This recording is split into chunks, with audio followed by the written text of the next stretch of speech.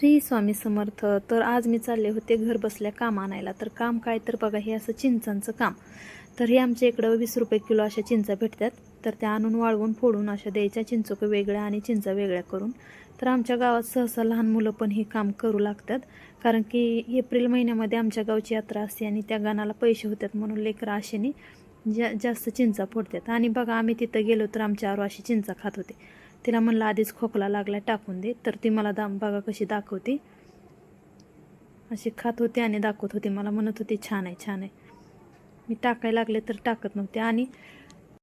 आणि या साड्या माझ्या मैत्रिणीच्या सासूबाईंनी आणल्या होत्या काशीवरून, आणि यातली एक साडी त्यांना भेटली होती महिला दिना दिवशी.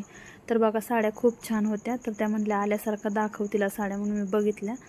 आणि तिकडून आले तर बघा, आम्ही घरच्या घरी रीतीचा आमच्या हेअरकट केला. तर बघा, आमच्या रीतीचा असा फायनल लुक होता. तुम्हाला कसा वाटला हेअरकट कमेंट करून सांगा. आणि दुपारचा आम्ही असं कूलर बाहेर लावतो. तर काय झालं काय माहिती, अचानक आर्या खेळायला लागली म्हणून मी तिच्याकडे गेले. आणि रिद्धी काय करत होती काय माहिती, अचानकच तिला करंट लागला. बघा, एवढी रडायला लागली. बघितलं मी थोडंसं, म्हणजे थोड्याशाच मुंग्या आल्या होत्या, पण ती घाबरलेली आहे त्याच्यामुळे जास्तच रडायला लागली. आणि तिला करंट बसला म्हणून मी आर्याला ओरडले. तर बघा, आर्या पण कशी रडत होती. आर्याचं बघा तोंड कसं दिसते रडताना. तर अशी रडत होती आर्या, आणि रडली आणि मी तिला मोबाईल देत नव्हते म्हणून जाऊन अशी रुसून झोपली होती. बघा, आर्या पण आमची लई नाटकी. आणि रात्री सिद्धीच्या मैत्रिणीचा बड्डे होता म्हणून या दोघी निघाल्या होत्या बड्डेला. आणि मला म्हणत होत्या, मम्मी बघ आम्ही कोण छान दिसते सांग. मी म्हणलं दोघी पण छान दिसत आहेत. चला भेटूया नेक्स्ट ब्लॉगमध्ये.